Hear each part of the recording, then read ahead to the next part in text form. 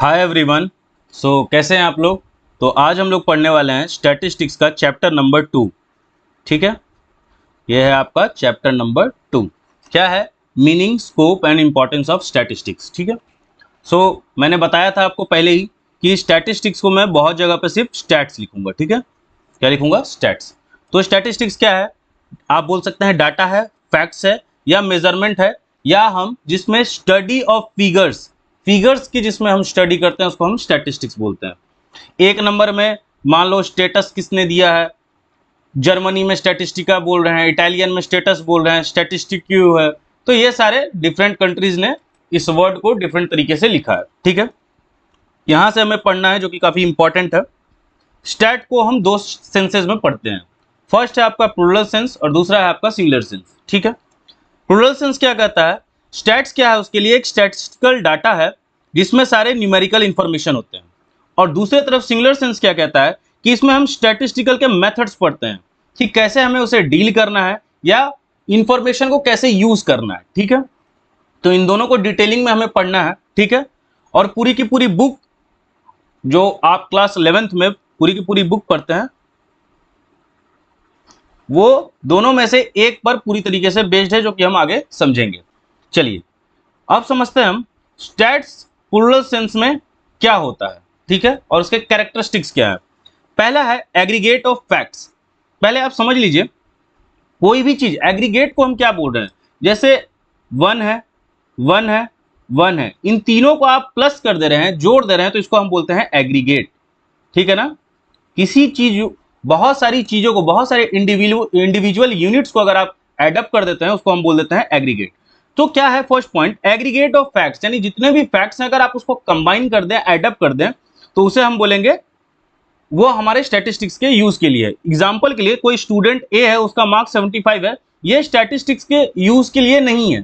ठीक है, यानी इंडिविजुअल फिगर को हम काउंट नहीं करते हैं, वो स्टैटिस्टिक्स के यूज के लिए नहीं है। जैसे क्लास 12 का क्या है, एवरेज मार्क्स दिया हुआ है 75, तो हम स्टैटिस्टिक्स में एवरेज लेते हैं। ठीक है, यानी एग्रीगेट ऑफ फैक्ट्स लेते हैं, इंडिविजुअल यूनिट्स नहीं लेते हैं। सेकंड क्या है, स्टैट्स आर न्यूमेरिकली एक्सप्रेस्ड। ठीक है ना, यानी कि कोई आशीष करके नाम है लड़का का, उसकी हाइट है 170 सेंटीमीटर, तो ऐसे जो न्यूमेरिक के फॉर्म में हो उसको हम ले सकते हैं। But Ashish is taller than Rahul, कितना टॉलर है ये तो कंपैरिजन बता रहा है और इसमें कोई नंबर्स का यूज नहीं हुआ है, तो ऐसे फिगर्स को हम स्टैट्स में यूज नहीं करते हैं। दूसरी चीज, आपका जो स्टैट्स है इसको मैं यहां पे बता दे रहा हूं, दो चीजें होती हैं। पहला होता है क्वालिटेटिव वेरिएबल्स, दूसरा होता है क्वांटिटेटिव वेरिएबल्स। क्वांटिटेटिव जो वेरिएबल्स हैं, यानी जो नंबर्स के फॉर्म में है, फिगर्स के फॉर्म में है, उसे स्टैट्स यूज करता है, उसका स्टैट्स में यूज है। बट क्वालिटेटिव जो डाटा है, क्वालिटेटिव जो वेरिएबल्स है, वो स्टैट्स के काम का नहीं है। Like beauty, like intelligence, like honesty. ठीक है, so not include qualitative characteristics like beauty, honesty, intelligence. ठीक है।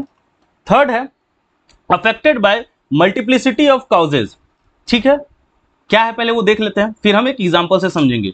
Numerical figures data are influenced by variety of factors. ठीक है, यानी बहुत सारे ऐसे डाटा हैं जिसमें बहुत सारे काउजेज हो सकते हैं, बहुत सारे फैक्टर्स हो सकते हैं। Not easy to study the effects of one factor separately. इसका एक एग्जांपल लेता हूं तो आपको बहुत अच्छे से समझ में आ जाएगा। जैसे मान लीजिए किसी एक स्पेसिफाई एरिया में राइस का प्रोडक्शन राइज हो गया, राइस का जो प्रोडक्शन हुआ है वो इंक्रीज कर गया। ठीक है, अब राइस का प्रोडक्शन इंक्रीज किया है तो इसके बहुत सारे फैक्टर्स हो सकते हैं। ठीक है, मान लीजिए मैं बोल रहा हूं 200 केजी पहले होता था, अब 400 केजी हो गया। ठीक है, तो इसका रेनफॉल भी एक रीजन हो सकता है, वेदर कंडीशन हो सकता है, सॉइल हो सकता है, फर्टिलाइजर्स आपने कैसे डाले हैं, कैसे क्वालिटी के डाले हैं वो हो सकता है। यानी बहुत सारे फैक्टर। अगर मैं आपसे पूछूं कि सिर्फ रेनफॉल के वजह से प्रोडक्शन कितना बढ़ा है, तो ये बताना क्या होगा, प्रॉब्लमेटिक होगा। आप शायद नहीं बता पाएंगे कि सिर्फ रेनफॉल के वजह से प्रोडक्शन कितना बढ़ा है। ठीक है, आई होप इससे, इस एग्जांपल से आपको समझ में आ गया होगा। नेक्स्ट चलते हैं, stats should be collected with reasonable standard of accuracy. यानी हम चैप्टर 3 यानी जस्ट इसके बाद जैसे ही आप चैप्टर पढ़ेंगे तो वो कलेक्शन ऑफ डाटा यानी डाटा को आप कलेक्ट कैसे करते हैं। तो यहाँ पे वही बोल रहा है कि जब आप डाटा का जब कलेक्शन कर रहे हैं ना, तो प्रॉपर एक्यूरेसी से होना चाहिए। ठीक है, पहले इसको समझते हैं। यहाँ पे 2 सब्जेक्ट्स लिखे हुए हैं, अकाउंटेंसी और मैथ्स। इसमें हाई डिग्री ऑफ एक्यूरेसी चाहिए। ठीक है, लेकिन स्टैट्स में क्या होता है, process of generalisation can be achieved. यानी ठीक है, डाटा ऐसा नहीं है कि स्टैट्स का डाटा हम कलेक्ट करेंगे तो उसमें कोई एक्यूरेसी नहीं होनी चाहिए, लेकिन ठीक ठाक एक्यूरेसी आपको मेंटेन करनी है, नहीं तो क्या होगा, डाटा रिलायबल नहीं होगा। ठीक है, डाटा क्या होगा, रिलायबल नहीं होगा, भरोसेमंद नहीं होगा। ठीक है, नेक्स्ट है, stats are collected for a predetermined purpose.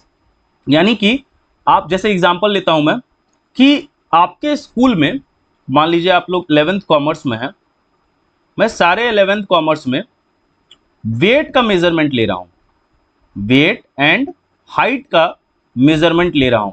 दोनों ही डाटा क्या है, क्वांटिटेटिव डाटा है, तो ये दोनों मैं ले रहा हूं। तो इसके पीछे मेरा पर्पस है कि मान लो अभी के फास्ट फूड के वजह से अभी के जो बच्चे हैं क्लास 11th कॉमर्स के, उनके बॉडी पे कैसा इफेक्ट है, उनकी हाइट में कैसे ग्रोथ है, उनके वेट्स में क्या ग्रोथ है या डिक्लाइन है, ये पता करने के लिए, यानी ये मेरा पर्पस है। सो purpose of collecting statistical data must be decided in advance. तो ये डिसाइड मेरे को पहले करना है, ये नहीं कि पहले डाटा कलेक्ट कर लिया, मुझे सिर्फ पता करना था हाइट के बारे में, मैंने हाइट वेट दोनों ले लिया, तो वेट का क्या करूंगा मैं, वेट के डाटा का मैं क्या करूंगा, कुछ नहीं। ठीक है, नेक्स्ट है, stats are collected in systematic manner for accuracy and reliability of data. अच्छा, ये सारे वर्ड्स बार बार आएंगे, एक्यूरेसी, रिलायबिलिटी, आगे भी जब हम चैप्टर्स पढ़ेंगे तो ये सब वर्ड्स से आप नो हाउ हो जाइए, क्योंकि बार बार यूज होने वाले हैं। ठीक है ना, तो for accuracy and reliability of data the figure should be collected in A systematic manner. तो जैसे हम कलेक्शन ऑफ डाटा में देखेंगे, जो सिस्टमैटिक मैनर सिखाया गया है ना, जो सही तरीका है डाटा कलेक्ट करने का, हमें वैसे डाटा को कलेक्ट करना होगा।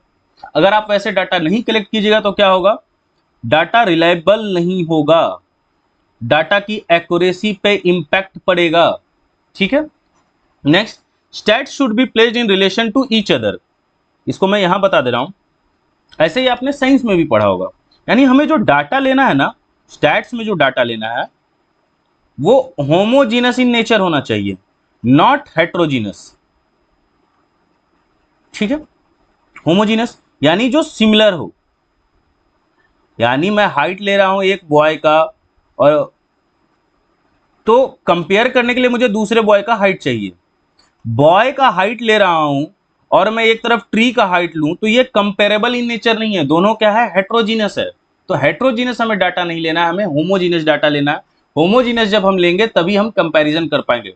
और एक खास बात जानिएगा कि स्टैट का सबसे, क्योंकि ये सारी चीजें हम फंक्शंस में भी पढ़ेंगे, तो स्टैट्स का सबसे ज्यादा इंपॉर्टेंस पूरे स्टैटिस्टिक्स में हम पढ़ेंगे तो सबसे इंपॉर्टेंट जो काम ही होता है वो कंपैरिजन का होता है। क्या होता है, कंपैरिजन। ये बात नहीं भूलिएगा आप लोग, बहुत इंपॉर्टेंट है।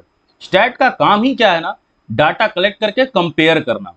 जैसे मैंने आपका एक एग्जांपल लिया था, हाइट और वेट मैंने लिया था, तो मैं क्या करूंगा, आज से 10 साल पहले जो 11th कॉमर्स के बच्चे हैं, अगर उनका डाटा मेरे पास है तो मैं कंपेयर करके देखूंगा कि अभी के फास्ट फूड से क्या इंपैक्ट बच्चों पे पड़ रहा है। पहले के बच्चे ज्यादा फास्ट फूड नहीं खाते थे तो उनके हाइट और वेट कैसे थे, तो मैंने क्या किया, कंपैरिजन किया। ठीक है, तो स्टैट्स का बहुत important, one of the main function है क्या, कंपैरिजन करना। ठीक है, चलिए नेक्स्ट चलते हैं। प्लूरल सेंस पढ़ लिया हमने, अब हम पढ़ेंगे सिंगुलर सेंस। अब सिंगुलर सेंस के बारे में मैंने ज्यादा कुछ नहीं दिया और बुक्स में भी ज्यादा नहीं दिया होगा, उसका रीजन पहले आप जान लीजिए। ये जो चैप्टर्स हैं ये सभी आपको पढ़ने हैं इसी क्लास में, स्टैटिस्टिक्स के बुक में, इसीलिए सिंगुलर सेंस को ज्यादा डिफाइन या एक्सप्लेन नहीं किया गया है आपके चैप्टर में। ठीक है, तो सिंगुलर सेंस में स्टैट को क्या हम करने वाले हैं, मेथड्स क्या क्या होंगे। तो फर्स्ट क्या है, कलेक्शन ऑफ डाटा, यानी डाटा को आप कलेक्ट कैसे कैसे करेंगे।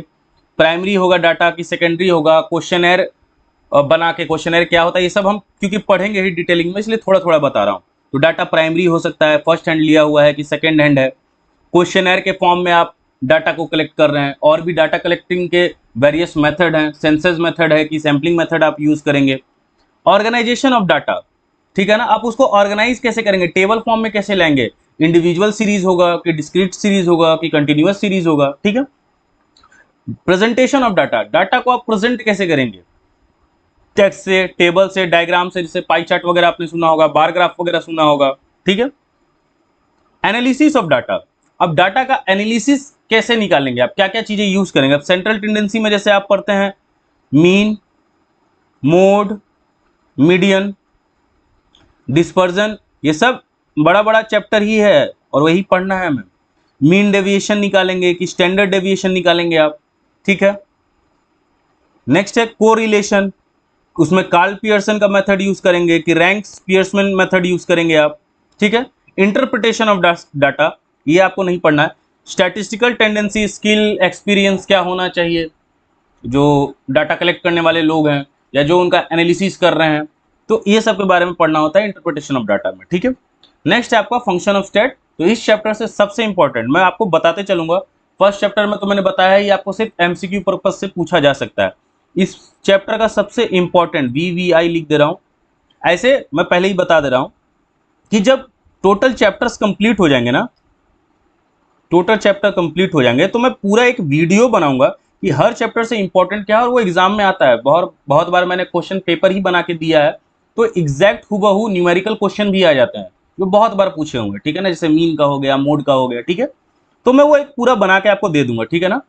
और ऐसे भी कोशिश करूंगा अगर मुझे ध्यान आते रहेगा कि क्या इंपॉर्टेंट होता है इस चैप्टर में, तो वो भी मैं बताते चलूंगा, ठीक है।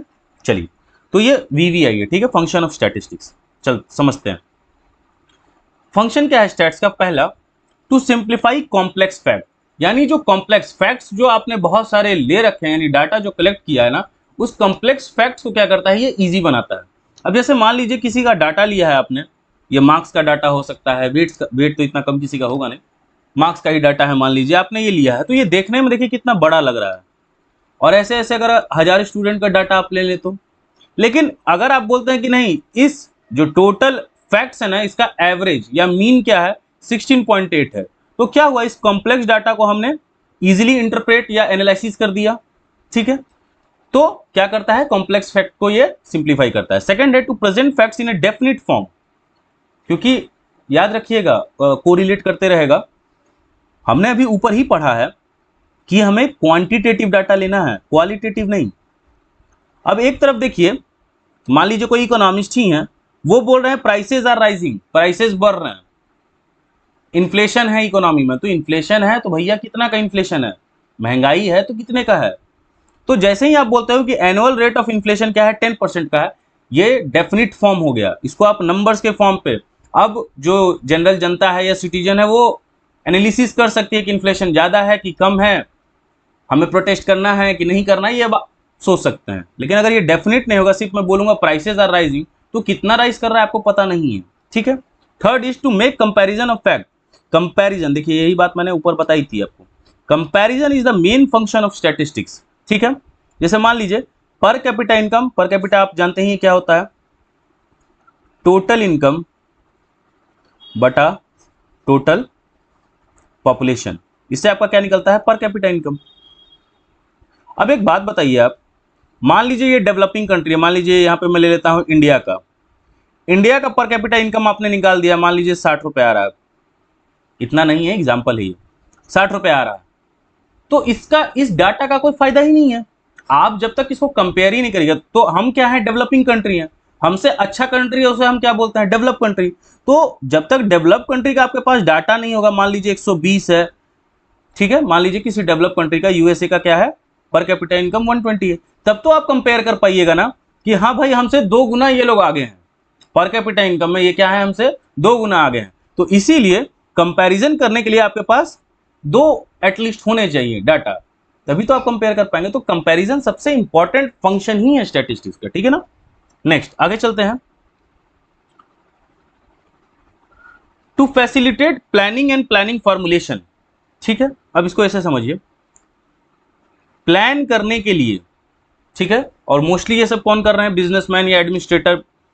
तो मान लीजिए मैं एक बिजनेसमैन हूं, ठीक है, मैं बिजनेसमैन हूं, मैंने अपना क्या देखा, सेल्स देखा, मैंने अपना एक्सपेंडिचर देखा, क्योंकि अभी आप लोग नए नए हैं 11th कॉमर्स में, अकाउंट्स में ये सारी चीजें पढ़ रहे होंगे, टर्मिनोलॉजी वगैरह फर्स्ट चैप्टर में आप BST वगैरह भी पढ़ रहे होंगे।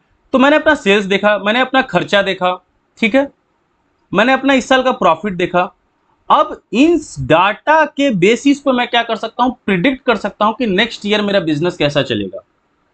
तो जब तक आपके पास डाटा नहीं होगा ना, तब तक आप प्लानिंग नहीं कर सकते हैं, ठीक है ना। आप ऐसे ही नहीं बोलेंगे विदाउट डाटा देखे, बोलेंगे आप कि नहीं अगले साल मेरा बिजनेस जो है वो 200 करोड़ कमा लेगा, ऐसे आप नहीं बोल सकते। प्रेडिक्शन कब होगा, जब आपके पास प्रॉपर डाटा होगा, ठीक है ना।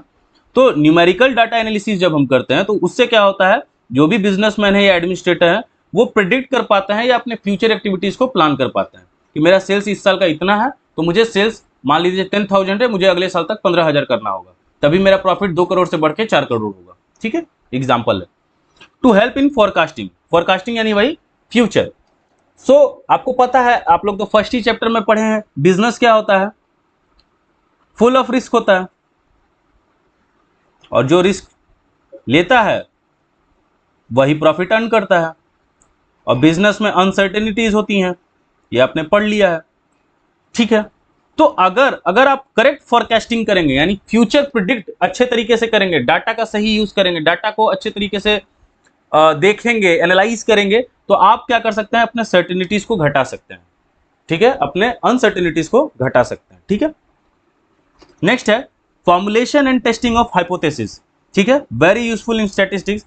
जैसे एग्जांपल से समझिए आप कि मान लीजिए मैंने नहीं, सेंट्रल गवर्नमेंट ने क्या किया, रेलवे के टिकट्स को बढ़ा दिया, ठीक है, रेलवे के जो टिकट फेयर्स हैं उसको बढ़ा दिया, प्राइसेस को बढ़ा दिया। अब आप क्या कर सकते हैं, डाटा कलेक्ट कर सकते हैं पैसेंजर से कि ये जो प्राइसेस बढ़े हैं इससे आप सेटिस्फाइड हैं, अनसेटिस्फाइड हैं, इसका आप एक डाटा कलेक्ट कर लीजिए। आपको पता चल जाएगा कि अच्छा ये एक तरीका हो गया। दूसरा तरीका पता कर सकते हैं कि आपने ये चेक कर लिया कि आज टिकट कितने बुक हुए हैं।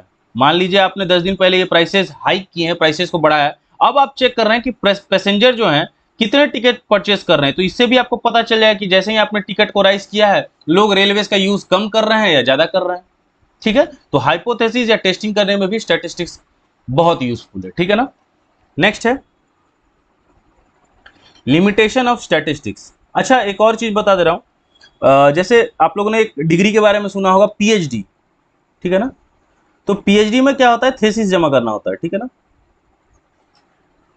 थीसिस जमा करना पड़ता है। तो थीसिस के लिए भी लोग क्या करते हैं, डाटा कलेक्ट करते हैं।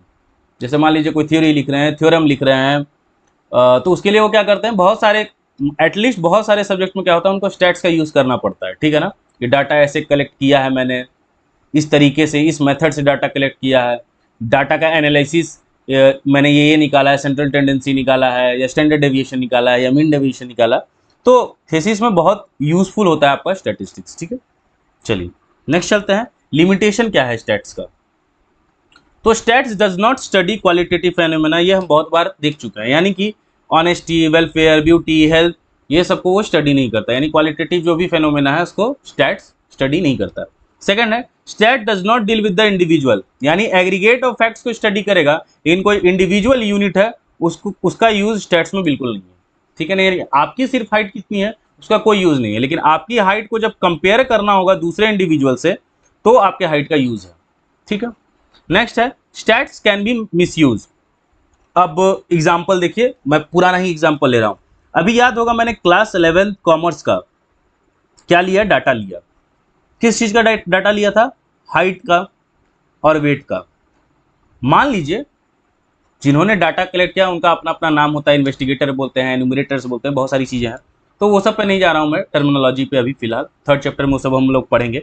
सीधा से मैं एक बात बता रहा हूं कि मान लीजिए हाइट्स दिया हुआ है बहुत सारे बच्चों का, वेट्स दिया हुआ है, ये हो गया 2024 का। 10 साल पहले 2014 का भी डाटा मेरे पास रखा हुआ है। तो मान लीजिए कोई पर्सन आया मेरे रूम पे, उसने इस डाटा को देखा और उसने क्या बोला कि यार अभी के बच्चे बहुत कमजोर हैं, अभी के बच्चों की हाइट ठीक नहीं है, बौने हैं। अब वो क्या हुआ, यानी उसने उस डाटा का मिसयूज किया। मान लो हो सकता है उसने कुछ पेपर्स चुरा लिए, उसको जाके उसने इंस्टाग्राम या कहीं पे पोस्ट कर दिया कि देखो ये दोनों डाटा है, डाटा कंपेयर करने में पता चल रहा है आजकल के बच्चे बौने हैं, तो ऐसे हैं वैसे हैं, कुछ भी वो स्टेटमेंट पास आउट कर रहा है। तो क्या हुआ, it can be misuse by ignorant और रॉन्गली मोटिवेटेड पर्सन। यानी कि मैंने तो डाटा किसी और पर्पज से मतलब लिया था आप लोगों से कि मैं बताऊंगा कि हेल्थ पे क्या इम्पैक्ट है, लेकिन इस तरीके के वर्ड्स को यूज करना, इस तरीके के प्रेडिक्शंस करना, ये तो रॉन्ग है। अच्छा, उसने डाटा को स्टडी भी नहीं किया है, बस सीधा उसने एक दो डाटा देखा और बोल दिया, ना एवरेज निकाला, ना मोड निकाला, ना मीडियन निकाला, उसने बस ऐसे ही बोल दिया। तो वो क्या कर रहा है, डाटा का मिसयूज कर रहा है। ठीक है, नेक्स्ट है stat results are true only on average. Stats का जो रिजल्ट होता है वो एवरेज में ही क्या होता है, ट्रू शो होता है। इसका एक एग्जांपल देखते हैं। मान लीजिए आपने बोला कि एवरेज जो चोरी हो रही है, थेफ्ट हो रहा है, वो 3 पर वीक हो रहा है, यानी 7 दिन में, 7 डेज में 3 चोरियां हो जा रही हैं। ठीक है, अब मान लीजिए एक वीक, यानी कोई नेक्स्ट वीक है या उसके अगले वीक है, उसकी कहानी दी हुई है कि पहला दिन है आज, मंडे, मंडे से स्टार्ट हुआ है और 3 चोरी जो है वो ऑलरेडी हो चुकी है। तो आप बताइए मुझे, क्या अब चोरियां नहीं होंगी? इसकी गारंटी ले सकता है स्टैट्स या नहीं? आपने एवरेज निकाला है, ठीक है ना। और देखिए, एवरेज हमेशा डाटा सही शो नहीं करता है, उसको मैं और भी एक एग्जांपल से बता सकता हूं। जैसे आप देखिए, 5 हो गया। अच्छा, इसका एक और अच्छा एग्जांपल, बहुत अच्छा एग्जांपल मैं लेता हूं, आपको समझ में आ जाएगा। 5000, 5000, एक सेकंड, 10,000, 10,000, 20,000 हो गया,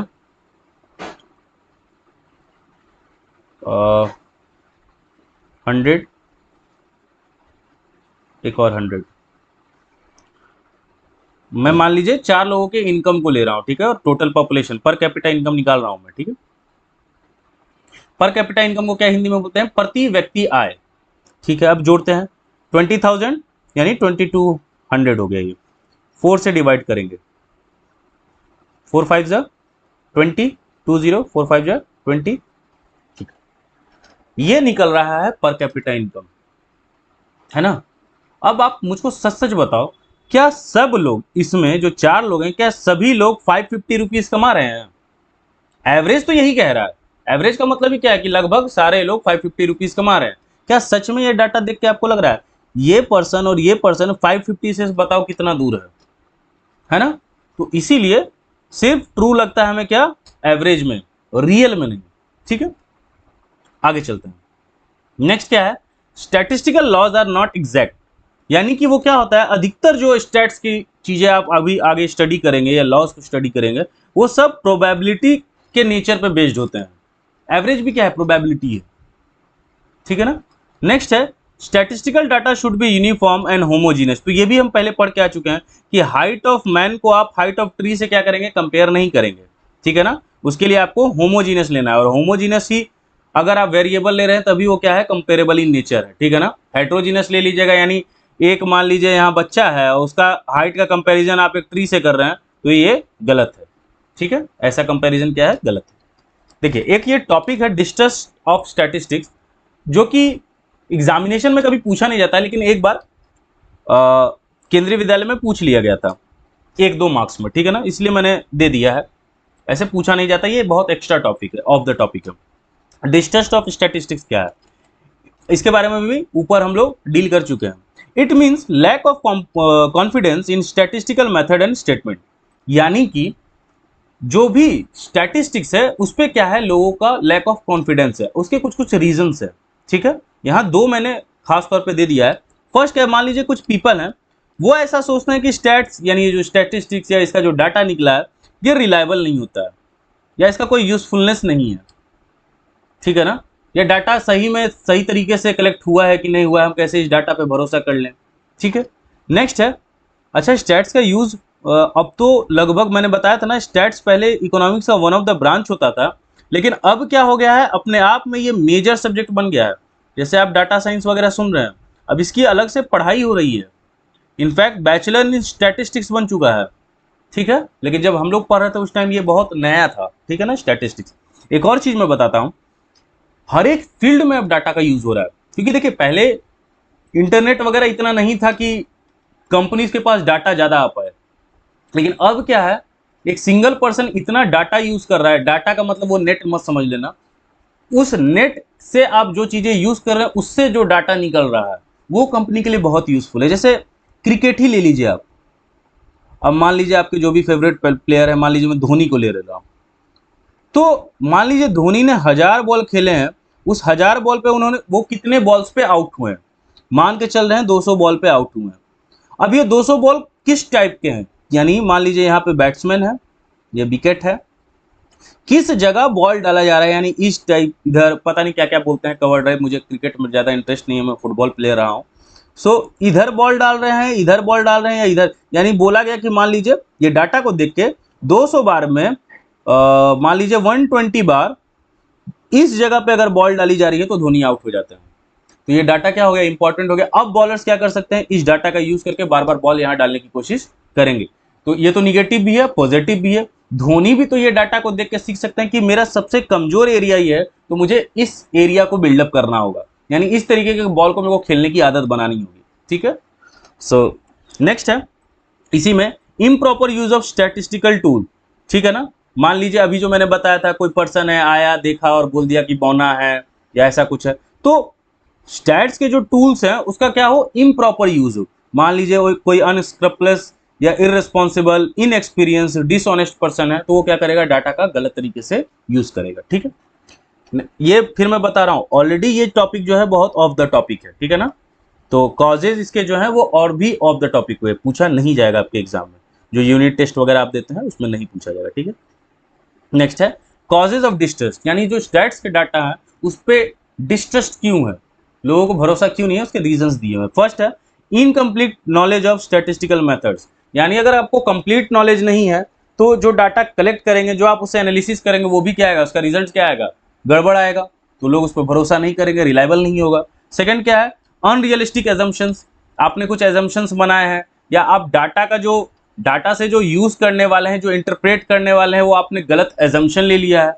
गलत एजम्पशन आप लोगे, गलत एजम्पशन जब भी लोगे डाटा पर, तो उसका रिजल्ट कभी प्रॉपर नहीं आने वाला है। थर्ड क्या है डेलिब्रेट मिसयूज ऑफ स्टैट्स, ये अभी पढ़े हैं, यानी स्टैट्स के डाटा का बहुत लोग बहुत गलत तरीके से इंटरप्रिटेशन करते हैं, मिसयूज करते हैं। नेक्स्ट क्या है इग्नोरिंग लिमिटेशन ऑफ स्टैट्स, हमने लिमिटेशंस अभी बहुत सारे पढ़े ही हैं, जैसे एक हो गया आपका वही क्वालिटेटिव डाटा को ये कलेक्ट नहीं करता है। ठीक है ना, इंडिविजुअल यूनिट्स को नहीं लेता है।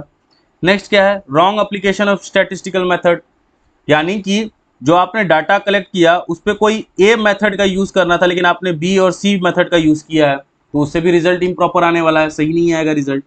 तो इस वजह से क्या होता है, डिस्ट्रस्ट होता है स्टैटिस्टिक्स को लेकर, यानी लोगों को ट्रस्ट नहीं होता है स्टैट्स के डाटा पे। ठीक है, सो यहाँ पे आपका चैप्टर कंप्लीट हुआ, द एंड हुआ। ठीक है, ये मेरा नाम है धीरज।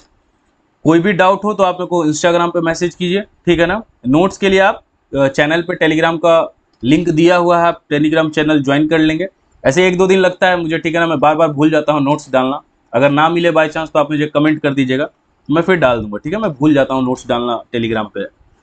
पर्सनल आईडी भी कुछ बच्चों ने मांगा था कि आपकी सर पर्सनल आईडी क्या है, तो वो भी मैंने दे दिया है। तो अगर उधर भी आपको डाउट पूछना हो तो आप, या कोई क्वेश्चंस वगैरह सॉल्व नहीं हो रहे तो वो भी आप मुझसे पूछ सकते हैं, ये मैंने बना दिया है, बस शेयर कीजिए। ठीक है, सो मन लगा के पढ़ते रहिए, कोई भी दिक्कत हो आप मुझे मैसेज कीजिए। ठीक है, बाय, गुड नाइट।